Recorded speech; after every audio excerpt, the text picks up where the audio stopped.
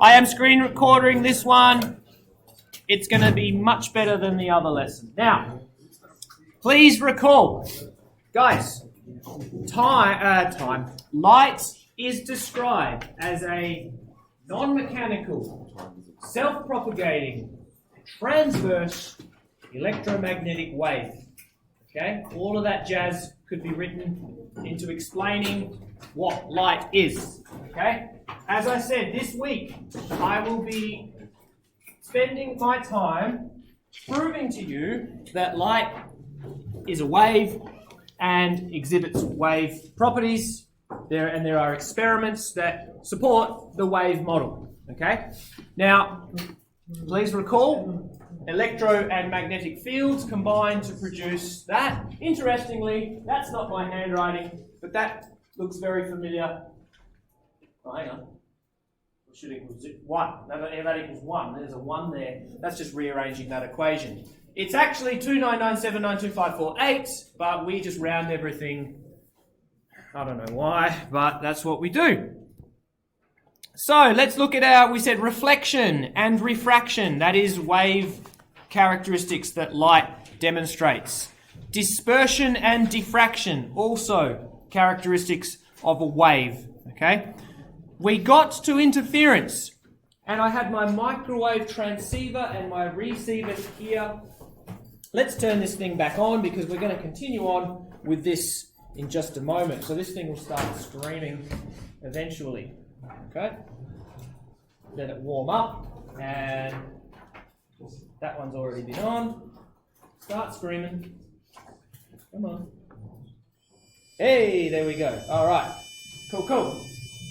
Now, I want to just pass by interference. Obviously, is another wave behaviour that light exhibits.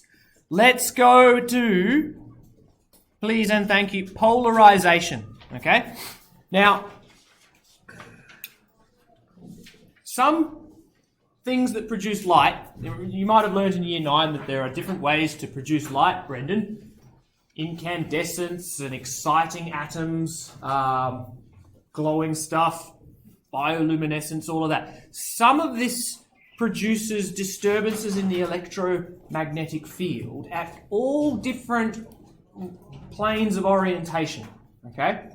Now, have a think. If I took a charge and I jiggled it up and down vertically, okay, then the electric field is being disturbed in one plane. Okay? If I jiggled it horizontally, then that disturbance, the plane is now rotated by 90 degrees. All right? If I took my charge and I just jiggled the absolute heck out of it in all possible orientations, then that disturbance is going to be in all different planes. You might see here the ripple tank. We might have brought this out for Year 11. Currently, Mr. Angus has set it up to show an experiment that we'll look at it in the second half of this class. But there's a little disturbance here on the surface of the water.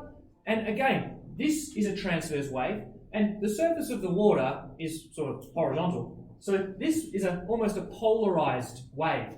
The disturbance is really only in that plane.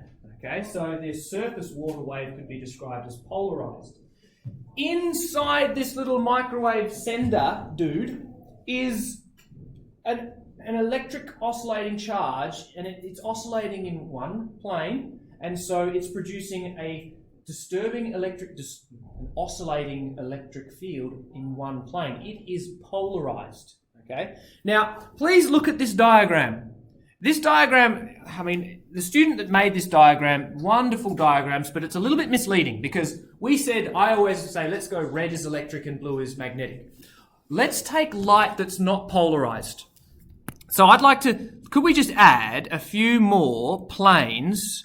Basically, I want you to take this side of the diagram and just make it an absolute cluster jumble of different planes of electric and, yeah, I changed my choice of words there. All right. Now, what we can get is special devices with essentially really, really thin, narrow lines that are all aligned in one vertical plane or horizontal plane that are only going to allow the electric field to pass through. Okay, so in this diagram here, okay, you can see there's a little slit here that's only going to allow the horizontal plane of the electric field to pass through. All of the other planes are blocked. Okay, and so it's actually the electric field that's polarized, and then when it gets through, his good old buddy magnetic field comes along, because remember, it's self-propagating. So we've just managed to take a jumble of different orientations, and now we have a polarized transverse wave, and this could represent electromagnetic. One other example, this could literally be a mechanical wave. Imagine I had a rope and I'm just there doing this, right? Making just heaps of different bloody pulses along the rope's just going absolute schizo. And it's attached at one end. Then I place this kind of metal plate here with a slit that does that. And if I stand here with my absolute crazy schizo, it's going to block any other movement except for the horizontal. And then hopefully you would see only a horizontal jiggle on the other side of my filter. So that's kind of an analogy, okay? Now,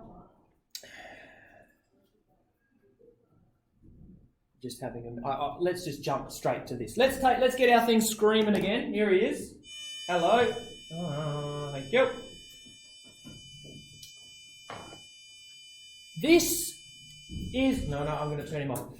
This is already polarized. So imagine if I took this filter and slid it along to here, it would still pass through because it's still aligned with the plane of the electric field. If I rotated it, I got another one. Imagine I copied this purple plate, I got another one and I rotated it by 90. It would block it completely, yeah? So that's what I'm going to do here. Now, I'm fairly certain that my electric field is oscillating this way, and so the plane is horizontal. And I think that should allow it to pass. It's 50-50, right? It's either going to be that way or that way. But here we go. Hey, look at that. It allows it to pass. If I rotate my filter by 90 degrees, it blocks it. Oh, shut up. It blocks. Around it, diffraction. See, blocks it completely. No, maybe a little bit might be diffracting around, and there might be a little bit of reflection or diffraction. Okay, so there's our polarized filter. It's blocked it completely, and isn't that strange that we know this is 3.2 centimeters, and we did an experiment the other day where we measured the distance between node and node, 3.2 centimeters. The mesh is not actually 3.2, it's about a quarter of it. So that seems to be the size of our filter. Now, I'm going to show you in a moment, we've got filters for visible light. Now remember, visible light is in the order of 10 to the negative 7 meters. So the lines are so small that they are not really visible. We're talking like really, really very thin lines that are going to only allow one plane of the electric field to pass through. Okay, let's go back to this. Let's take my polarizing filter for my microwave and let's do that. Now have a look. I've got a vertical filter and a horizontal filter. What would happen if I placed it in here? What would happen if I... It blocks everything. And it shouldn't matter if I rotate it either way, okay?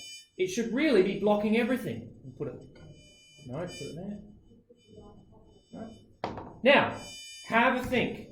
If you have ever been cooking food in the microwave, here's my microwave with my food being cooked inside the oven, and here's me outside looking through the door of the microwave, waiting for my dinner to be heated up. All right? Inside the microwave, the molecules of water are getting jiggled around and heats as you're cooking your chicken. On the outside, no chicken being cooked. You're not going to, the water in your face is not going to be heating up. Okay? There's a little light sitting in the top corner of your microwave. The wavelengths of the light are about 100 times smaller. And so they can actually get through the mesh. So you can see your chicken being cooked, but you cannot feel your chicken being cooked because the microwaves are being blocked. Does that make sense? Have you ever wondered why there is a mesh? There is a mesh in your microwave oven, a little bit smaller than this mesh. Remember, the microwave region in the electromagnetic spectrum is it extends across an order of about 10 to the 2 or 10 to the 3. Have a think. The mesh of your microwave oven is about maybe 5 times smaller, maybe 3 times smaller, which makes me think that the wavelength that's in your microwave oven is probably 5 times smaller, and that's the special wavelength that makes your water molecules resonate, and that's what causes the particles that contain water, put it in your microwave, and you can heat it up quite effectively, okay? So that's an example of polarized waves. I'll stop here before we move on. There was a oh, hello. That's the Ariel Helwani MMA show. Let's go to an application of receiving polarized waves. Oh, because here's the next thing. If my receiver is not aligned, because remember inside here is a wire and the electrons need to oscillate in response to the wave. So if my antenna is not aligned with the polarized wave, watch this. Oh yes. All right. Now my antenna's the wrong way. And so the electrons now need to be jiggled up and down, but the electric field is only oscillating horizontally. And so that would be a bad way to set up your antenna. Okay? Hopefully that makes sense. There was a question last year or the year prior about a radio transceiver and a radio antenna, and it says, explain how the information gets from there to there. And it was like 5 marks, and we'll look at it in due course. But let's just watch this for a bit. Behind antennas. We have an electric signal, so how do we convert it to an electromagnetic wave? You might have a simple answer in your mind. That is, to use a closed conductor, and with the help of the principle of electromagnetic induction, you will be able to produce a fluctuating magnetic field and an electric field around it. However, this fluctuating field around the source is of no use in transmitting signals. The electromagnetic field here does not propagate. Instead, it just fluctuates around the source. In an antenna, the electromagnetic waves need to be separated from the source, and they should propagate. Before looking at how an antenna is made, let's understand the physics behind the wave separation. Consider one positive and one negative charge placed a distance apart. This arrangement is known as a dipole, and they obviously produce an electric field as shown. Now, assume that these charges are oscillating as shown. At the midpoint of their path, the velocity will be at the maximum, and at the ends of their paths, the velocity will be 0. The charged particles undergo continuous acceleration and deceleration due to this velocity variation. The challenge now is to find out how the electric field varies due to this movement. Let's concentrate on only one electric field line. The wavefront formed at time 0 expands and is deformed as shown after 1/8 of a time period. This is surprising. You might have expected a simple electric field as shown at this location. Why has the electric field stretched and formed a field like this? This is because the accelerating or decelerating charges produce an electric field with some memory effects. The old electric field does not easily adjust to the new condition. We need to spend some time to understand this memory effect of the electric field, or kink generation, of accelerating or decelerating charges. We will discuss this interesting topic in more detail in a separate video. If we continue our analysis in the same manner, we can see that at 1/4 of a time period, the wavefront ends meet at a single point. After this, the separation and propagation of the wavefront happens. Please note that this varying electric field will automatically generate a varying magnetic field perpendicular to it. If you draw electric field intensity variation with the distance, you can see that the wave propagation is sinusoidal in nature. It is interesting to note that the wavelength of the propagation so produced is exactly double that of the length of the dipole. We will come back to this even electric signal and radiate. I just wanted to pause it. God damn it. All right. Interesting to note, the wavelength is 2L. All right, this is important stuff. If I want to make a wavelength of L, then my antenna, my transceiver needs to be half of that. Okay, 3.2 centimeters. Maybe my little oscillator in here is a half of that length. Fair enough. Also, you'll notice in that plane, our electric field, it's now polarized in the vertical. So it's sending out a polarized wave. So remember our aerial that needs to receive that needs to be aligned in the plane of polarization. Okay? Length of the dipole. We will come back to this point later. This is exactly what we need in an antenna. In short, we can make an antenna if we can make an arrangement for oscillating the positive and negative charges. In practice, the production of such an oscillating charge is very easy. Take a conducting rod with a bend in its center and apply a voltage signal at the center. Assume this is the signal you have applied, a time-varying voltage This is your transceiver. And basically, you just have an oscillating voltage. shuttle to The and fro. electrons are going to race backwards and forwards. The simple right? dipole So antenna it's not also just a produces simple the same dipole. phenomenon we saw in the previous section.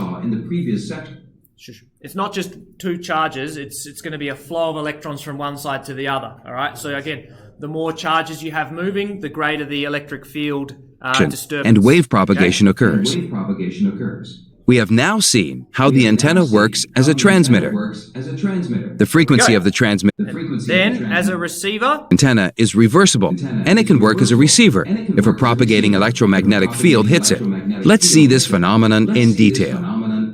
Take the same antenna again and apply an electric field.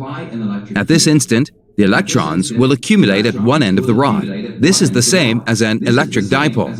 As the applied electric field varies, the positive and negative charges accumulate at the other ends. The varying charge accumulation means a varying electric voltage signal is produced at the center of the antenna. This voltage signal is the output when the antenna works as a receiver. The frequency of the output voltage signal is the same as the frequency of the receiving EM wave. It is clear from the electric field configuration that for perfect reception, the size of the antenna should be half of the wavelength. In all these discussions, we have seen that the antenna is an open circuit. Now, let's see. Now, Charlie, go home tonight, climb your roof, and measure the length of your TV antenna. All right? And that receiving antenna should be half the length of your wave. And then, all right, double it. That's the wavelength of the TV signal that's transmitting through the air. Remember, radio waves and TV waves, we're talking, the size of about a meter. Okay? Also, because our waves are polarized, our antenna needs to be aligned in the same polarization. If you took your antenna and rotated it so that those lines are vertical, you'll get literally the same effect going on here. All right? So there's a reason why those antennas are aligned the way that they are on your roof. There was a question in either Pearson or Nelson talking about why are TV antennas orientated that way. It has all to do with polarization. There hasn't been much about polarization in the WACE exams. So again, it appears in the syllabus because it is a characteristic of a transverse wave. It could appear in the WACE exam. So I need to make sure I've covered all bases, that if a question turns up, you're not going to storm out going, you didn't teach that, I hate you, I wish you were dead, and you storm into your room and slam the door. Okay? Now, another thing occurs. Let's go back to our diagram at the bottom of this here page. So the sun, obviously all of that chaotic motion in the sun and all the jiggling charges inside the sun are going to produce our basically unpolarized light. So could you draw in your scribbles like so to represent all different planes? Oh geez, don't do that. Let me go a different color, green. All right, so just give a whole mess of jiggles. And I'll just write here, many planes.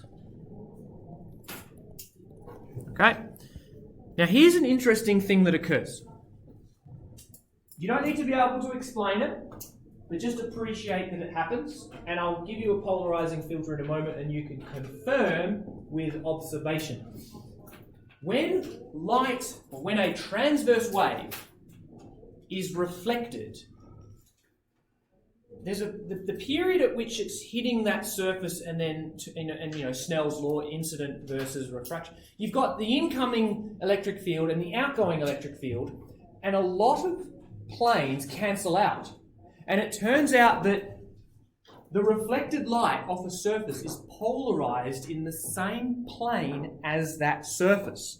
So our electric field that's reflected off is now reflected and it's polarized in the horizontal plane. Now, just draw this up about a half away, because I'm going to draw something here, and I'd like you to figure out what I'm drawing, okay?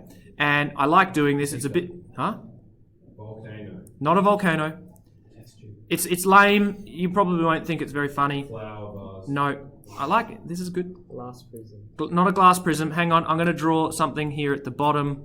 Tree stump. Oh, these are. Nuclear funnel. It is a person. Dress. It is. It's not a dress. The no owl. The man with a lampshade on his head. A witch. Almost.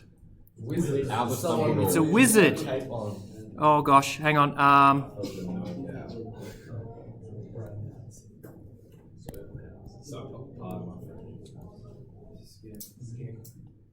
Oh come on, you got to get it by now. It's a wizard, Harry.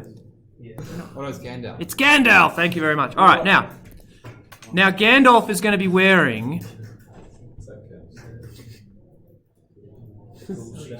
some cool shades. All right. Now these shades.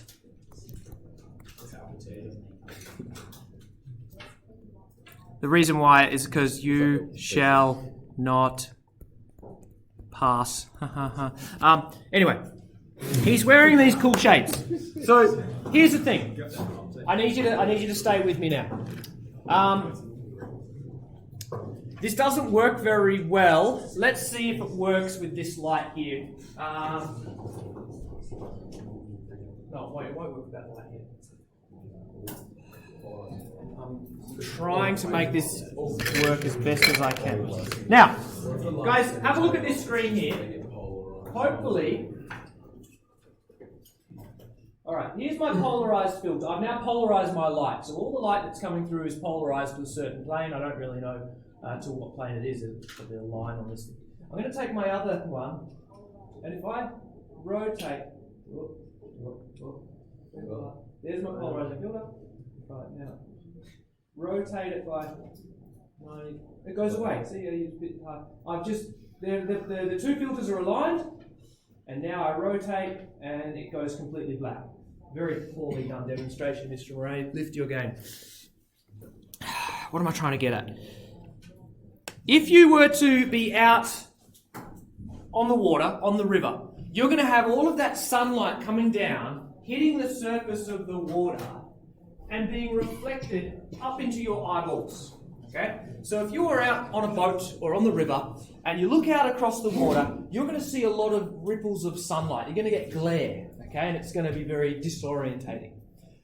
But, Jabon, that light that's being reflected into your eyes is polarized. So if we could get a filter that was 90 degrees to that plane of polarization, it would block that reflected light.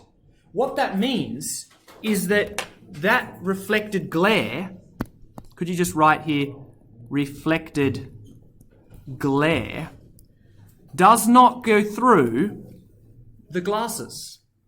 Because maybe there's some fishies underneath the water, and maybe you're not actually a wizard, maybe you're a fisherman. That's a rod, I don't know. Maybe you want to see what's under the water. And if you don't have these polarized filters on, you're just going to get blinded by all the reflected sunlight. And so now your unpolarized light in many different planes gets through. And you might be able to see what's under the water. Okay? Now, turns out some of these filters are UV filters, which aren't very good for this demonstration. These ones are actually visible light filters. They are simply taken off cameras. So I would appreciate if you could do one thing for me. One between two. And then pass them along. Once you've seen this phenomena, pass them across. Now hold on. What I need you guys to do, so everyone watch, and you need to do this within a minute. I want you to look, look up at the light on the ceiling and rotate it around 360 degrees. Nothing happens because that light is not polarized. Okay, so we're polarizing the light, but we're always getting some light. Now, there's light being reflected off your table. So I want you to find the reflection of the light on your table. Hold up your filter and then rotate it around. And you will see that when your plane is at 90 degrees to the light, it goes away. Quickly do that for me. So look for the reflected light, rotate it around. Okay. So guys, find a light that's been reflected off, find the reflection of your light. Now rotate it. Sorry? Okay? Yeah, come through. So guys, I started handing out these ones and they don't really work very well. Oh, that one works. Here we go. Try that one. That one works. Now, gentlemen, hear me out because this is important. Guys, polarization is most effective when the angle of the light to the surface is minimal. So you need to try and get a very far away light. If you just try to do the one that's directly above, it's not polarized. So try and get one of the lights on the other side of the glass relative. Alright? So quickly do that for me. Okay? Find the reflection of the light. Yeah, try it on myself. Okay? It's like no. Okay? It's like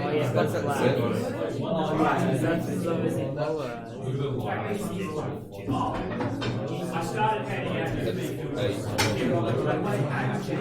Alright, yeah, have a nice one. Alright, next. Guys, hopefully some of you might be able to see. Shh. Guys, eyes to the. Javon, shush. Charlie. Guys, look at the whiteboard, and you might be able to see the reflected light from the projector. You'll notice something strange. In one plane,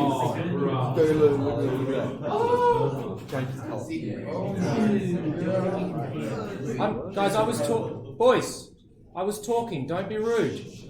You might notice in one plane it's green, and in the other plane it is purple. If you can see the globe, so our projector is sending out polarized light.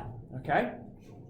Now, I've got no idea how the LCD screen works inside the projector. There would be current running through that crystal. If it runs one way, it's going to polarize the light in one plane, a color purple. If it goes the other way, it's going to create polarized green light. And depending on the ratios of voltages, you get different colors. Do we know anything? Yeah, but come have a look. If you see the light screens, one's green, one's purple, so I'm not quite sure where the colour is. And also, there are three separate seasons on this. yeah, I mean, if you move your head quickly enough, you can sometimes see them. Also, guys, if your laptop, Lockie's laptop is open. Yeah. Cyan and yellow. All right, have a look here. Oh, Lockie's laptop is polarized in a certain plane. Okay? Cheers. Thank you. So, Stop it. all right. Guy, I know you're boys. Filters down. Don't make me go 3, 2, 1. Apparently, that's a really effective method for getting farmyard animals to be quiet.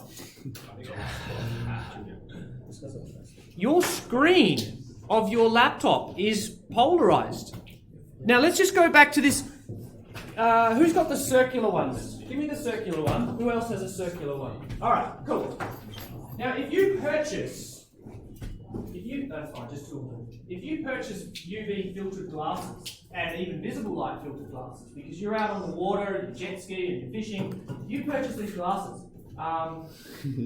They need to be polarized at 90 degrees to the surface. If they, there we go. Oh, there, cool, sweet.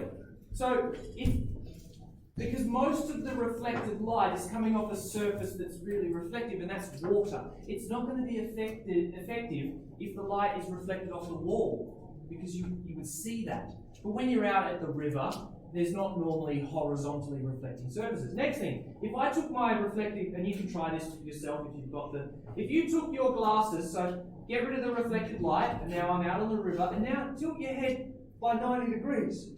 And now the reflection comes back.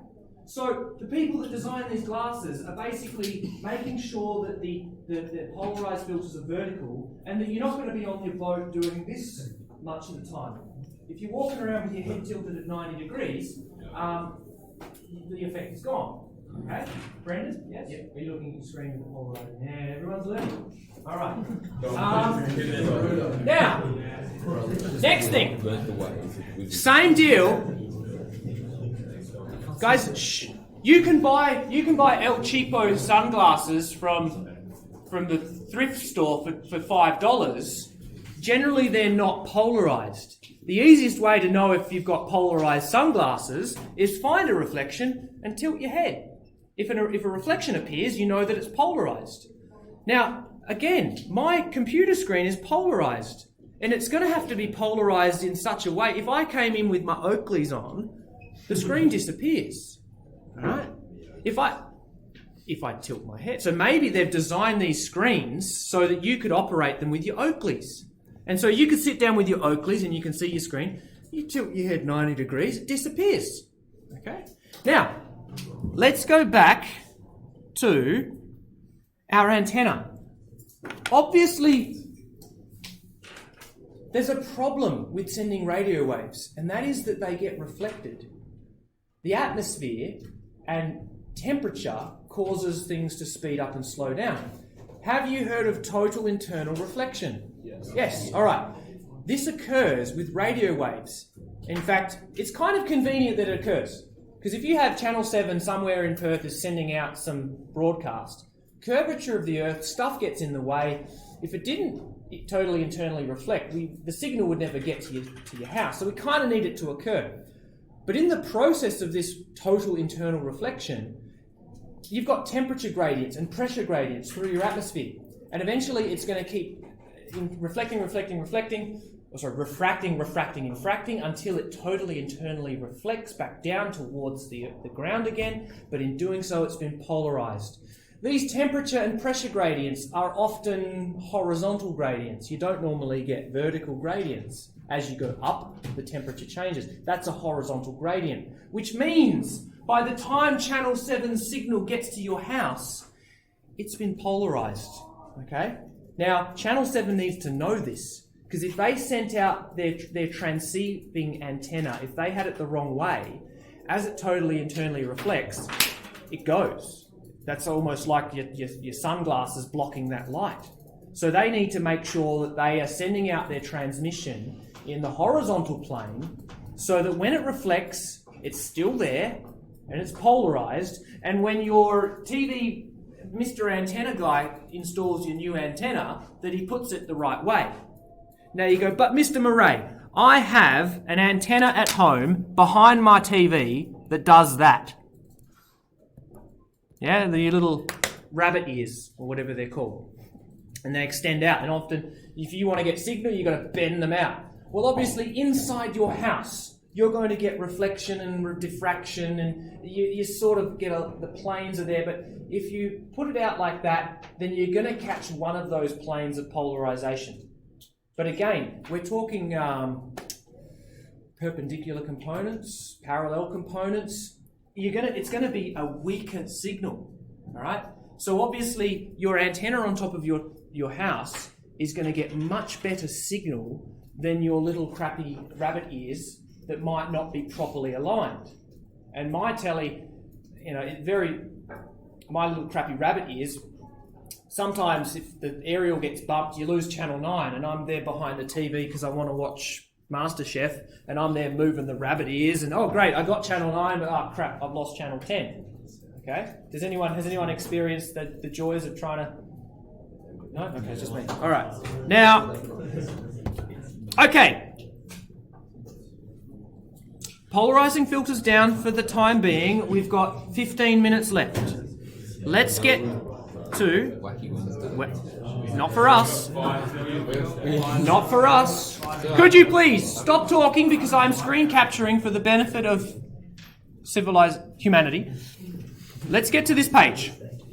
Now, so again, if you have an appreciation for polarization and transmitting EMR waves, you know, if a question comes up in the waste, great, we've covered that, we've ticked that box. Let's get to Young. Thomas Young, famous British scientist, back in the day, a wave model advocate. He was able to show that light can interfere if we have a certain condition. Suppose I have a length, let's just call that L1, and then I'm going to take a different way. I'm going to shift it by, I don't know, half a wavelength, like so. Yes, hopefully you're figuring out what I'm doing here. I've just shifted that by lambda on 2, such that L2 is a half a wavelength shifted. Now, over here, I'm going to go year 11. You would have recalled that the path difference is the absolute value of L1 take L2. And you should recall that if your path difference is a whole wavelength, then you're going to get them in phase. You get a crest with a crest and a trough with a trough. And if they are out of phase by half a wavelength, then you'll get the opposite, destructive interference. But then also in year 11, we got that if you divided it by the wavelength, you get n. And if n is a whole integer, it's constructive. If n is a half integer, it's destructive. So just recall, if we get n lambda, it's constructive. If you get, I can never remember it, 2n plus 1 on 2 lambda, then it's destructive. Last year it took me like 5 minutes to figure out how to get the fraction so that you get an odd number. It was very embarrassing and humiliating. But 2 plus 1 is 3 halves. 0, 1 half. 4, 5 halves, 7 halves, 9 halves, 11 halves. So you get the idea. For any half integer, we get destructive. So, this is what Thomas Young did. Let's just quickly look at this model. What we have is a monochromatic light source. It's important that we have one wavelength, one frequency, because if we've got varying wavelengths, then this phenomena doesn't occur. Actually, let's just look at this ripple tank. There's a little bumper here, just this one big wiper, and it's just vibrating backwards and forwards. It's sending out these plane waves, nice and horizontal. Then, there's two small gaps. The two small gaps on our diagram are here and here. And what that does is the gaps are about the same size as the wavelength so that we can get maximum diffraction. And then when they diffract through these gaps, remember Huygens principles, they start making those circular wavefronts. So now we've got two sources that are in phase, monochromatic. That's how he got it to do it on surface waves. Now let's just look at the pattern that you see on the screen down here. Okay? Now, oh dear, it's not the best. It's very finicky. Oh no. Let's not look at this. I'm going to get an applet up later. Don't worry about that. What you will see, turn off my. What you will see are regions of bright and dark. Yeah, come through. And I'll show you in a moment at the back of the screen. We'll do this with light. Now, on this diagram, gentlemen, could you please write at the central bright band, bright, bright, bright, bright, bright, bright, bright, bright. We're going to have M equals 0. That's the central bright band. That central bright band is where the path difference is 0. The length to go from the bottom hole to the center is the same length as the top hole to the center. So L1 take L2 equals 0. Then each subsequent bright band, 1, 2, 3, and 4. Okay? Now, this diagram that I have stolen from the internet just happens to be showing you the two paths up to M equals 4. But again, where they meet, you have constructive interference. They are in phase. And the reason is that the bottom path length is 4 wavelengths. Let me go a little bit smaller. 4 wavelengths. No, it's not. It's 3 wavelengths. 3 wavelengths. 1, 2. No, try again. I'm trying to get 3 wavelengths here, wouldn't you believe? There you go. 3 wavelengths longer. Okay?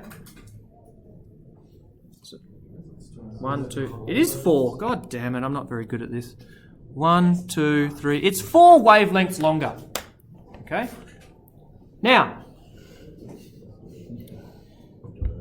there is a nice equation. Now, this equation's not in the syllabus. The scientific principles behind the equation are, you need to understand that each successive bright band is regions where they're in phase constructive, and the dark bands are where they're out of phase destructive. They're interfering. That's wave behavior. Okay. However, looking at your Pearson physics questions, they throw this equation in. Okay. So it could be, if this was ever asked in the WACE exam, they would have to give you the equation. All right.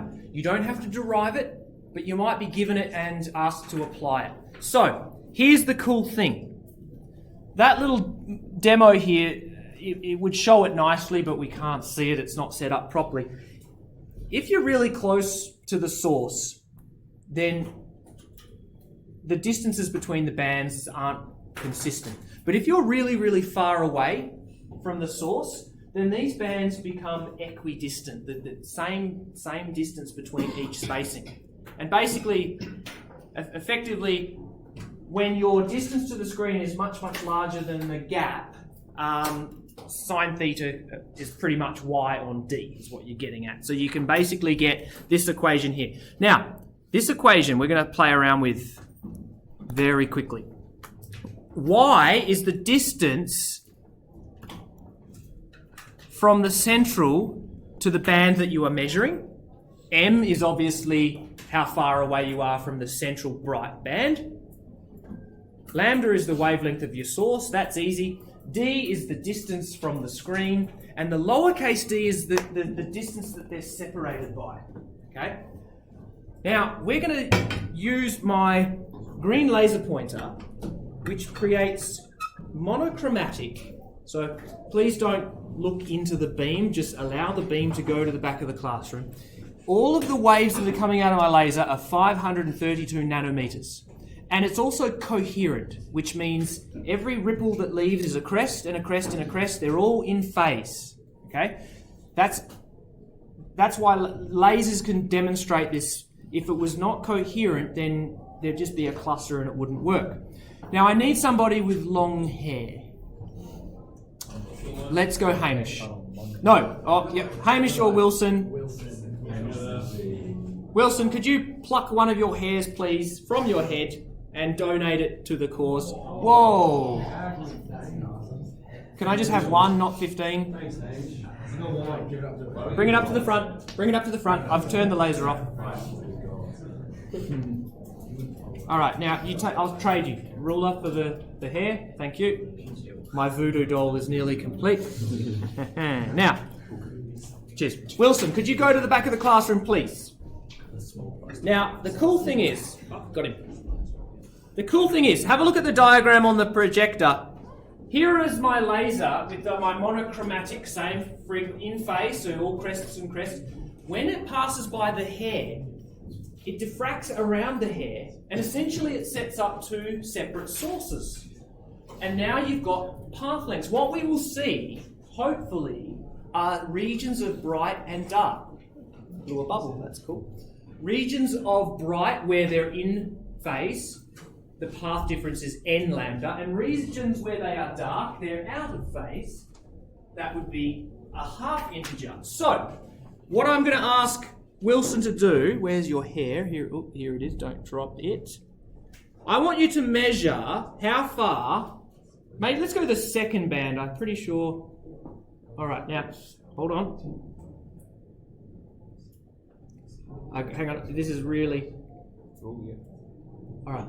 So, that first band is a bit obscured. Maybe measure for me, if the second... Oh, God, hang on. Give me a second. Hang on. All right, the second band from the center... Oh, wait. Oh, Jesus. Sorry. This was a lot easier in the last class. All right, second band, go. Distance from the center to the second band.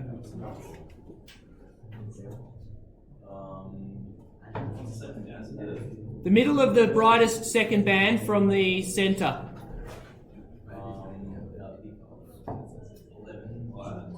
12 centimeters. Cool. Thank you very much. 12 centimeters. So, guys, I asked for the second bright band. That's here. So that's M0, M1, M2. So M equals 2. Could you write here M equals 2? YBR equals 12 centimeters. Now we need the distance from the screen. Wilson, where's that ruler? Quick, pass me the ruler. Quick. Gentlemen, we need teamwork makes the dream work. I need to figure out the distance to the screen. So we're going to pass this ruler back. We need to count how many rulers lengths between me and the laser and the screen. Ready? All right. Alex, hold it there. That's 1. Go. Oh, teamwork, dream work. 2. Come on, help out. That's 2 meters. That's 3 meters. No uncertainty or that. Oh, different method probably. That's 4 meters. Quick. 5 meters. Quick. 6. Quick. Cooperation. Teamwork. 7. This is really... I know. This is how the circumference of the Earth. 8. 9 and a bit. 9.3. Thank you. The other class got 9.5. Someone's wrong, but we don't know. It's always the other class. All right. So we are going to rearrange for the width of Wilson's hair. That's going to be lambda d over. I'm bad at maths. What do we type? What? Lambda d. Lambda dm over ybr. Am I right there? Yeah. Yes? Why am I having... Yes, that's right. Okay, alright, here we go. 5 laser pointer... let me just make sure I get the right... Oh, don't scratch my laser... What is it? 532 nanometers. Distance to the screen, 9.5. M was 2 over 0.12. And we should get the width of Tom's hair. Now, thank you very much, Patrikios, for working this out. Now, guys, hair is about 1/10 of a millimeter. That's about 100 micrometers, which is about 100 times 10 to the negative 6. So we're hoping something in that region. That's the distance from the center.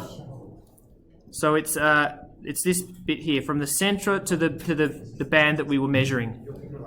What do we get, Patrikios? 8.42 times 10 to the negative 5. All right. Or 84.2 micrometers. Wilson, your hair compared to Palandri. Palandri got 93 micrometers. Your hair is a little bit thinner. Your hair is 84 micrometers.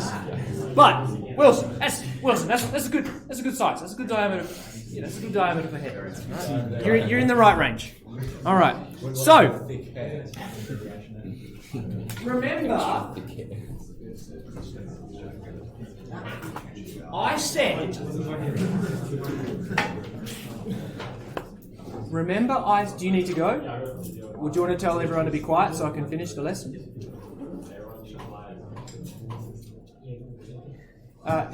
School captain, prefect, person, shush. Remember I said you need to be able to give me a couple of famous experiments that support the wave model. This is one of them. Young's double slit experiment supports the wave model. All right. Then we also have different characteristics of light: reflection, refraction, dispersion, diffraction, polarization, and interference. There are 6 characteristics that I hopefully have shown you. And again, by the end of this week, you are all going to be wave model supporters, advocates. Okay? All right, my little wave model advocates. Get the hell out of here. Unless you want to do your springs experiment, you may stay. But